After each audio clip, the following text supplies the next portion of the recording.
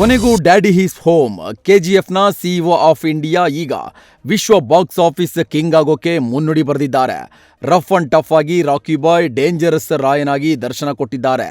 ವಿಶ್ವಾದ್ಯಂತ rocking star Yash ನಟನೆಯ toxic fever ಜೋರಾಗಿದೆ. ನಟ ಚಿಕ್ಕಣ್ಣ ಇದೇ ಆಗಸ್ಟ್ 29 ಹಾಗೂ 30ರಂದು ಪಾವನ ಎಂಬುವವರ ಜೊತೆ ವೈವಾಹಿಕ ಜೀವನಕ್ಕೆ ಕಾಲಿಡ್ತಾ ಇದ್ದಾರೆ. ಮೈಸೂರಿನಲ್ಲಿ ಚಿಕ್ಕಣ್ಣ ಅದ್ದೂರಿ ಮದುವೆ ನಡೆಯಲಿದ್ದು, ಎಲ್ಲರೂ ನನ್ನ ಮದುವೆಗೆ ಬನ್ನಿ ಅಂತ ಅಭಿಮಾನಿಗಳನ್ನ ಚಿಕ್ಕಣ್ಣ ಆಹ್ವಾನಿಸಿದ್ದಾರೆ.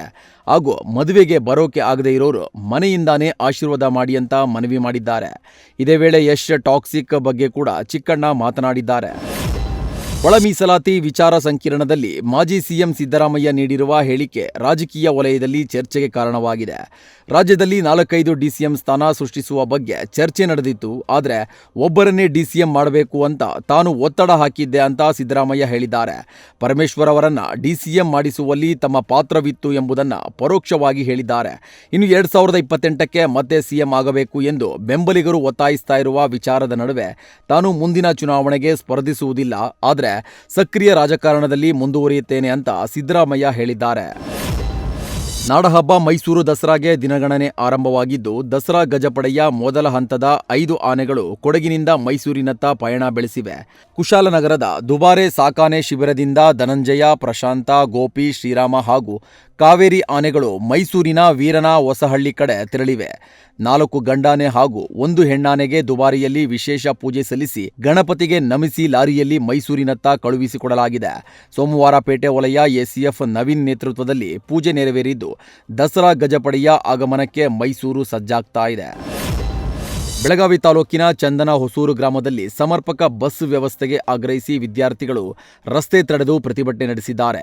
ಶಾಲಾ ಕಾಲೇಜುಗಳಿಗೆ ತೆರಳಲು ಪ್ರತಿದಿನ ಬಸ್ಗಳ ಅನಾನುಕೂಲ ಎದುರಾಗ್ತಾ ಇದ್ದು, ಸಮಯಕ್ಕೆ ಸರಿಯಾಗಿ ತರಗತಿಗಳಿಗೆ ಹಾಜರಾಗಲು ಸಾಧ್ಯವಾಗ್ತಾ ಇಲ್ಲ ಅಂತ ವಿದ್ಯಾರ್ಥಿಗಳು ಅಳಲು ತೋಡಿಕೊಂಡಿದ್ದಾರೆ. ಗ್ರಾಮದಲ್ಲಿ ಬಸ್ ತಡೆದು ರಸ್ತೆ ಬಂದ್ ಮಾಡಿ ಸಾರಿಗೆ ಅಧಿಕಾರಿಗಳು ಸ್ಥಳಕ್ಕೆ ಬರುವಂತೆ ವಿದ್ಯಾರ್ಥಿಗಳು ಪಟ್ಟು ಹಿಡಿದಿದ್ರು. ಮಾಹಿತಿ ತಿಳಿದು ಸ್ಥಳಕ್ಕೆ ಸಾರಿಗೆ ಅಧಿಕಾರಿಗಳು ಹಾಗೂ ಹಿರೇಬಾಗೇವಾಡಿ ಠಾಣೆ ಪೊಲೀಸರು ಧಾವಿಸಿದ್ದಾರೆ.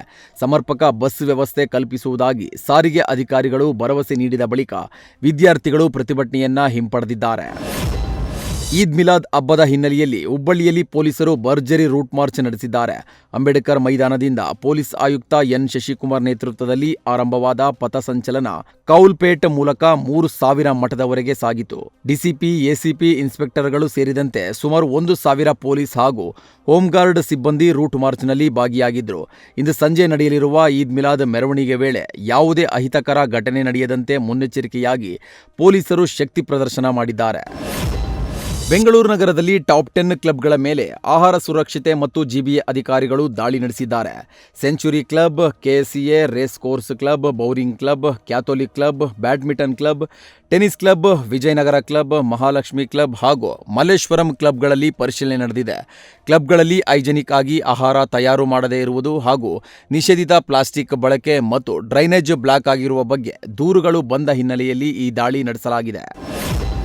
ಹಿರಿಯೂರು ಸರ್ಕಾರಿ ಆಸ್ಪತ್ರೆಯಲ್ಲಿ ರೋಗಿಯ ಸಂಬಂಧಿಕರ ಮೊಬೈಲ್ ಕಳ್ಳತನವಾಗಿರುವ ಘಟನೆ ನಡೆದಿದೆ. 3 ದಿನಗಳ ಹಿಂದೆ ಚಿಕಿತ್ಸೆಗೆಂದು ಆಸ್ಪತ್ರೆಗೆ ದಾಖಲಾಗಿದ್ದ ರೋಗಿಯ ಸಂಬಂಧಿಕರು ರಾತ್ರಿ ವೇಳೆ ನಿದ್ರೆಗೆ ಜಾರಿದ್ರು. ಇದೇ ವೇಳೆ ಕದೀಮನೊಬ್ಬ ಜೇಬಿನಿಂದ ಮೊಬೈಲ್ ಎಗರಿಸಿ ಪರಾರಿಯಾಗಿದ್ದಾನೆ.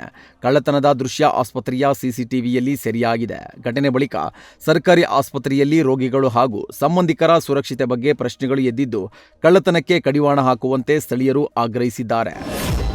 ವಿಧಾನ ಪರಿಷತ್ ಕೊನೆಯ ದಿನ ನಡೆದ ಗದ್ದಲ ಹಾಗೂ ಪ್ರತಿಭಟನೆ ಬಗ್ಗೆ ಸಭಾಪತಿ ಸಲೀಂ ಅಹಮದ್ ಬೇಸರ ವ್ಯಕ್ತಪಡಿಸಿದ್ದಾರೆ. ಪ್ರತಿಪಕ್ಷಗಳು ಪ್ರತಿಭಟನೆ ಬಿಟ್ಟು ಮೊದಲು ಚರ್ಚೆಗೆ ಬರಲಿ ಅಂತ ಕೈ ಮುಗಿದು ಮನವಿ ಮಾಡಿದ್ದೆ. ಆದರೂ ಘೋಷಣೆ ಕೂಗಿ ಪ್ರತಿಭಟನೆ ನಡೆಸಿದ್ರು. ನನ್ನ ತಾಳ್ಮೆಯನ್ನ ಪರೀಕ್ಷಿಸಬೇಡಿ ಅಂತ ಸ್ಪಷ್ಟವಾಗಿ ಹೇಳಿದ್ದೆ. ಪ್ರಶ್ನೋತ್ತರ ವೇಳೆ ಹಲವು ಸಚಿವರು ಸದನದಲ್ಲಿ ಇರಲಿಲ್ಲ. ಎಲ್ಲ ಸಚಿವರು ಸದನದಲ್ಲಿ ಹಾಜರಿರಬೇಕು ಅಂತ ಸೂಚನೆ ನೀಡಿದ್ದೇನೆ. 7 ಕೋಟಿ ಜನರಲ್ಲಿ ಸುಮಾರು 300 ಮಂದಿಗೆ ಮಾತ್ರ ಸದನದಲ್ಲಿ ಚರ್ಚೆ ಮಾಡುವ ಅವಕಾಶ ಇದೆ. ಹೀಗಿರುವಾಗ ಜನರ ಸಮಸ್ಯೆಗಳ ಬಗ್ಗೆ ಚರ್ಚಿಸಬೇಕಲ್ಲವೇ ಅಂತ ಪ್ರಶ್ನೆ ಮಾಡಿದ್ದಾರೆ. ಈದ್ ಮಿಲಾದ್ ಹಬ್ಬದ ಹಿನ್ನೆಲೆಯಲ್ಲಿ ಹೊಸಪೇಟೆಯಲ್ಲಿ ಪೊಲೀಸ್ ಇಲಾಖೆ ರೂಟ್ ಮಾರ್ಚ್ ನಡೆಸಿದೆ. ನಗರದ ಚಿತ್ತವಾಡ್ಗಿಯಿಂದ ಆರಂಭವಾದ ಪಥಸಂಚಲನ ನಗರದ ವಿವಿಧೆಡೆ ಸಂಚರಿಸಿ ಶಾಂತಿಯುತವಾಗಿ ಹಬ್ಬ ಆಚರಿಸುವಂತೆ ಸಾರ್ವಜನಿಕರಲ್ಲಿ ಜಾಗೃತಿ ಮೂಡಿಸಿತು. ಹಿರಿಯ ಪೊಲೀಸ್ ಅಧಿಕಾರಿಗಳು, ಸಿಬ್ಬಂದಿ ಹಾಗೂ ಗಸ್ತು ವಾಹನಗಳು ರೂಟ್ ಮಾರ್ಚ್ನಲ್ಲಿ ಭಾಗಿಯಾಗಿದ್ದವು. ಇನ್ನು ಹಗರಿಬೊಮ್ಮನಹಳ್ಳಿ ಸೇರಿದಂತೆ ಜಿಲ್ಲೆಯ ವಿವಿಧ ತಾಲೂಕುಗಳಲ್ಲೂ ಕೂಡ ಪೊಲೀಸರು ರೂಟ್ ಮಾರ್ಚ್ ನಡೆಸಿ ಯಾವುದೇ ಅಹಿತಕರ ಘಟನೆ ನಡೆಯದಂತೆ ಮುನ್ನೆಚ್ಚರಿಕೆ ವಹಿಸಿದ್ದಾರೆ.